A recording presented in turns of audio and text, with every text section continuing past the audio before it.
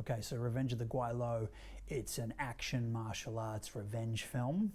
It's set in the CBD of Melbourne, Australia, particularly in Chinatown. And it's about an ex-cop whose fiance has been killed by the Asian mafia. And so he uses his, I guess, fighting skills and his connections within the force to avenge her.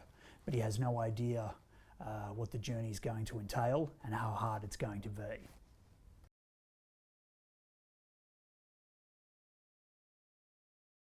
So a Gweilo is a term that a lot of Asians used to use. I'm not sure if they still do now, possibly, which is for a Caucasian white man, sometimes referred to also as a white devil.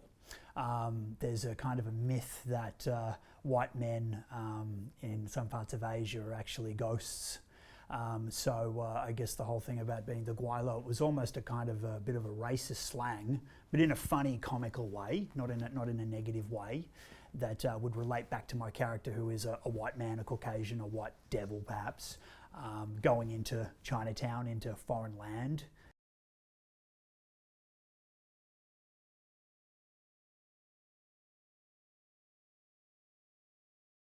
Inspiration for this one, I think, came from movies like Nicholas Winding Refn's Only God Forgives, Drive, martial arts films, throwback to Enter the Dragon, Game of Death, definitely Tarantino's Kill Bill. So it's got all those sort of cult genre aspects to it that I love. And the movie, it's set in present day, but it throws back to 70s and 80s pop culture genre films.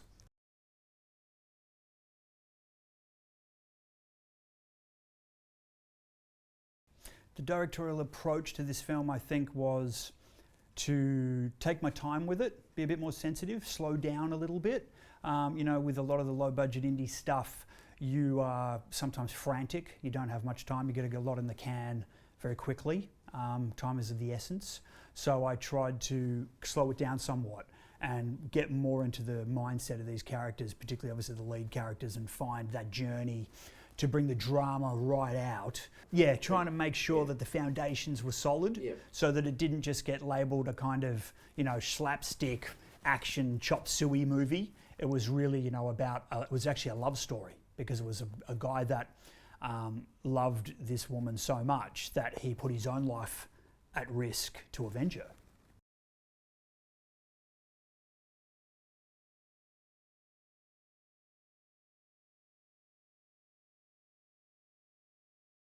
So I think what it was combining the elements of the horror I'd done before.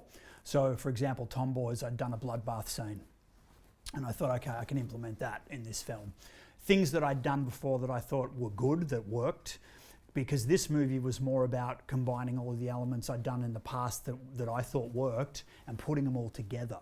So a friend of mine made a comment, it was great. He said Gweilo was kind of like my exclamation mark, because it had the strengths of all my previous films up until this point.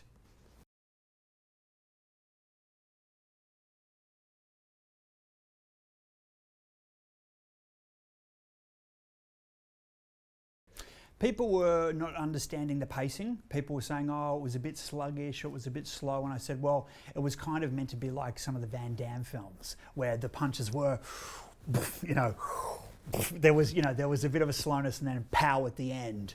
You know, nowadays, obviously everything's, you know, it's a lot faster, but I wasn't doing that. You know, I was throwing back to sort of more of the Van Damme era, where the moves were slower, they were a bit more, they were wider, and what I think were a bit more sort of graceful in a weird way. But you know, because I've done various styles of martial arts in the past, I was able to pretty quickly get what I wanted from all the actors. But when we came to the sumo wrestling scene, I'd never fought a sumo wrestler. So that was kind of like, okay, now we need to bring in the fight choreographer who helped us do that properly. So that was Marcus Daughter from Essential Defense Academy. So he did a really good job, I think, of that scene, which included the big dragon upper punch at the end, which was kind of like our homage to Street Fighter. Yeah, cool, yeah. I mean, when I was writing the movie, I was like, how do I make this epic? You know, who am I going to go up against? And normally you would kind of go and find a guy that was similar height, and you'd sort of blonde hair against brown hair or whatever.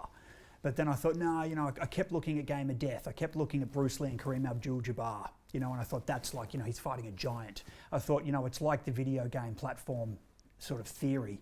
or method. It's like, well, I'm going up these steps as I go from killing one person to the next. When I get to the end, he better be big.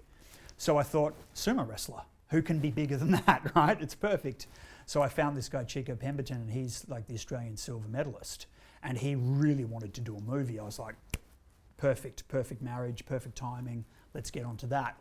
So, and obviously, you know, when you see me up against him, he's huge. You know, I mean, he picks me up, he can throw me around. He did everything that I wanted to happen in the movie.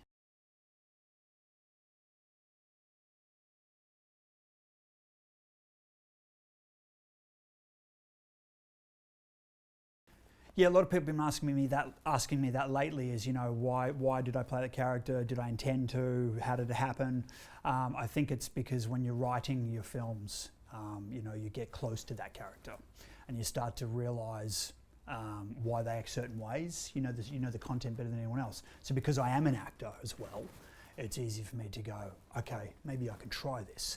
But don't get me wrong, sometimes I've tried it and gone, oh no, that's not going to work, and then I won't play the part. You know, I'm not you know, self-centered in the fact that I would just play the part because I think I can. I have to still be right. So the fact that this guy was sort of the same age, you know, I was sort of relating to the character when I was writing a lot of the stuff. Was probably even subliminal bio stuff in there. So it just kind of became the progression. But also, you know, when you do the casting, sometimes the character just doesn't come through the door.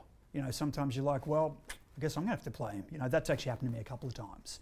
But then it becomes easier because you can just do it. And if you are the lead, essentially you're kind of driving the car, which is in one way an easy part as an actor, because I feel that everyone's watching who else is sitting in the car. That's who the audience is watching. So you're just kind of driving the car, moving it along, which isn't too hard. The only thing that would have been really hard for this character would have been the martial arts. But obviously, you know, I've done it before, so I could quickly do all the different moves that had to be done. So it worked this time. Doesn't necessarily mean it'll work on my next script, but you know, at this point it was fun. And you know, I love my films, you know, and I love what I do. So the other thing is why the hell not? You know, there's definitely a lot of directors, when they get the chance, they will do it. I mean, Tarantino acts in his own stuff. Polanski acted in a lot of his features before he solely focused on directing. Obviously, Peter Jackson did as well. So there's quite a lot of actors/directors. Look at Tim Roth, look at Gary Oldman. You know, they've all done it. So I really think if you throw back to the 1900s, before there was, or even earlier, before film, if someone wrote a piece, you would expect that they would act it. You know, so there seems to be this kind of taboo of, oh, well, you're directing it, so why are you acting in it? That's a bit, and I understand, because sometimes people think you're going to spread yourself too thin. But if you wrote the material, you kind of, in my eyes, responsible to kind of be in it. You know, so, or why wouldn't you? Because you know it better than anybody else. If you've got the luxury to then kind of teach someone else what the text is about, then you might do that with obviously a name actor, you know, or someone that's got box office return. But then you've also got to think about, where's this film going to go? You know, so right now I was making it because I wanted to make it. I wasn't really thinking about, oh, well, is it going to play at the local roadshow cinema or this or that? I was just, no, I'm just making this film. So if it does well, if it wins a festival or it gets distribution, that's a bonus for me. Yeah, and I think a lot of actors are also frustrated directors, and vice versa. And, you know, people, you know, generally will say that, you know, acting's got a shorter life than directing does. And, you know, to be brutally honest, you know, it's my life. So I want to do what I want to do, you know. So in my eyes, it's kind of like I've got this middle chapter. You know, I spent the first kind of, you know, section or chapter of my life writing and learning, you know, and then I've acted. But I can see that's kind of like chapter 2, and my chapter 3, which is almost like my actual life, act 3, I think would be more focused in directing.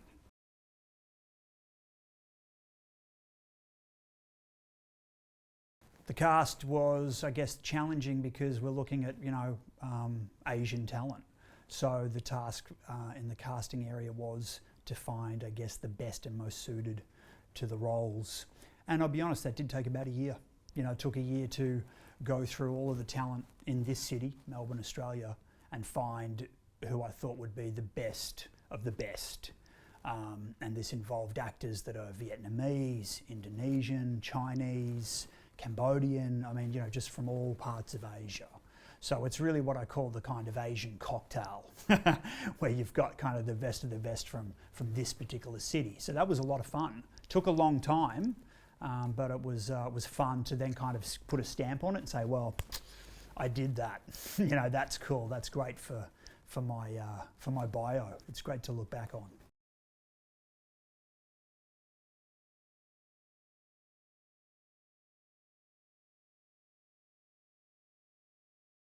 Yeah, first professional film, you know, being The Huntsman, and later realising, oh, they shot in Chinatown, and oh, they've got, you know, Asian actors and fight scenes and all this sort of stuff going on, which you're right, it is kind of almost a bookend for me, you know, because that was the first short and this is my latest feature, and they're both very similar in the fact that they're revenge Asian style films. And having, yeah, even shot in some of the same locations, which was awesome. So I guess a little bit of a trip down memory lane, you know, growing up in that era and growing up watching all these types of movies and the Bruce Lee stuff and all the rest of it. You know, it really was kind of a golden age, you know, so for me to shoot this film now, it's really a kind of throwback and a trip down memory lane at the same time, but a nice one and a good memory. And but also trying to bring it into present day. So, but yeah, because that was really, in a strange way, I guess that was really my beginnings. You know, it was actually performing martial arts on a set. And Jamie Blanks was obviously the cameraman. Brent Houghton was directing. It was an amazing film. I mean, it became a cult film instantly. And apart from circulating the globe, I mean, it's ended up in the personal collection of John Woo and Peter Jackson.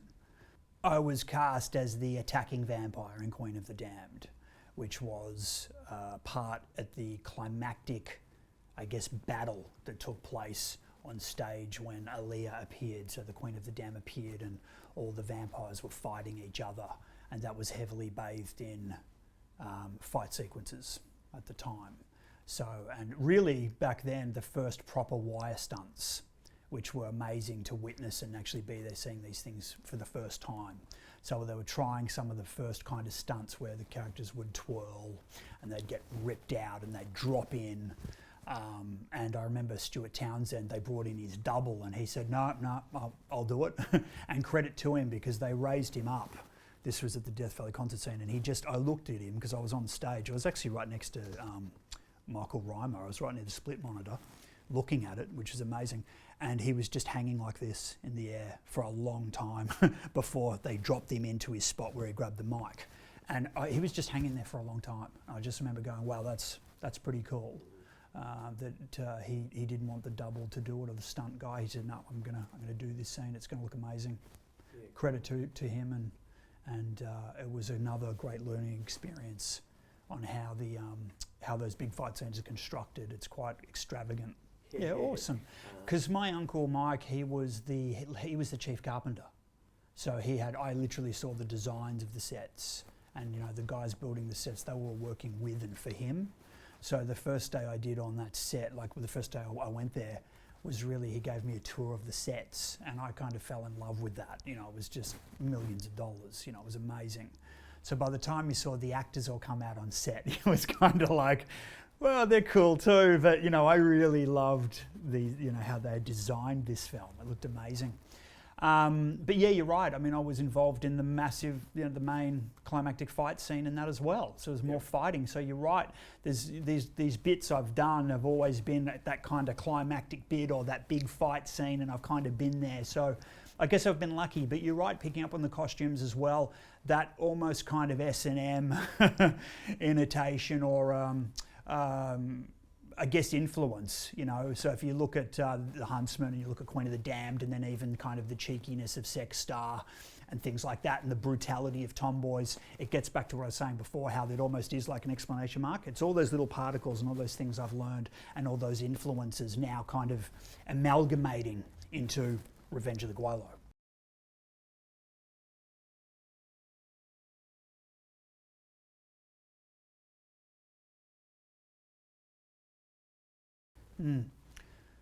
I do love making horror because when you pull off special effects makeup effect, it's exciting. And it sounds funny, but it makes me laugh. You know, you think when you're doing these effects, people are, oh, you know, I'm vomiting, oh, you know, but I'm kind of, wow, you know, and I can't wait to play it back. You know, I'm just at the split monitor, come and check this out, everybody. And, you know, I get excited because it's creativity, you know, and I guess because I grew up with horror, I used to scare the other kids, you know, because they're like, why does this guy love all this gory stuff? It kind of freaks me out. But I really quickly, very, very young age, started to figure out that it was special effects and makeup, you know. So I was very interested, because I used to paint and draw and sculpt clay and do all sorts of stuff. So I really wanted to figure out how it was done, you know. So I was obsessed with prosthetics makeup. So I was always looking for the next gory film because I wanted to see the next best creation. Whereas the person sitting next to me would be seeing like the next worst scary film and they couldn't handle it. And there's all these stories about kids that used to come over to the house after school and stuff to hang out and watch a movie, and you know, within 5 minutes you turn around, they're all gone. You know, they all run screaming back home to their parents because they were freaked out by something that I was watching at the time. So yeah, I guess it's just a kind of fascination with the creation, and I really do enjoy prosthetics more than CGI.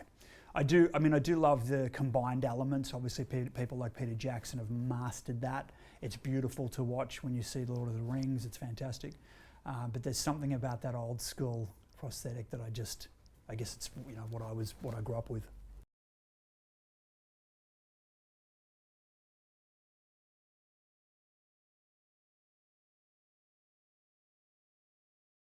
Yeah, I think one of my greatest influences actually is Roman Polanski. And I remember at a special screening of The Ninth Gate at the Melbourne International Film Festival, and he was live via satellite straight after for questioning. And I was just fascinated by this guy. When you look at his life story and, you know, what he's gone through and then what he's been able to accomplish is extraordinary. But I think this is a lesson in life. It's often the people that have suffered the most that have the most rewards with their art, you know, and this is something, we know this. It's kind of to me, it's almost a seesaw. It's almost how far can you go? Because I know certainly in my life, when I've been at rock bottom, film's been the one thing that's pulled me back out, you know, and it's given me a life. And I said in an interview recently, if I didn't have film to make, I'd be a very boring person, you know, so, because I think, you know, creativity is king, and I really believe that. And I think, as you know, art is resistance.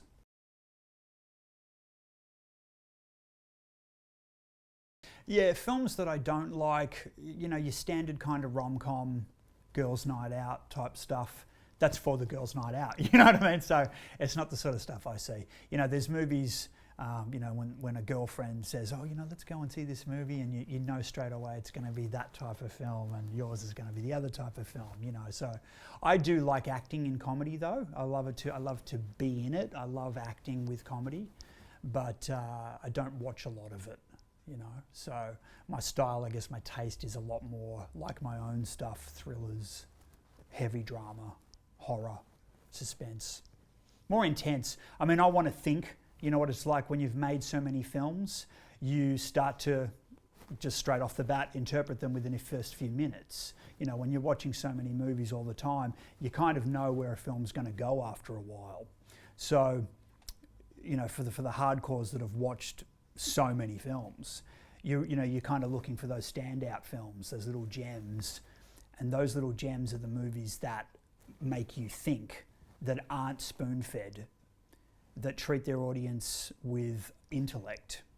You know, they're the sort of movies that interest me. So a lot of stuff like David Lynch, for example, you can't understand a lot of it, so you're almost having to create the answers as well, and I like that.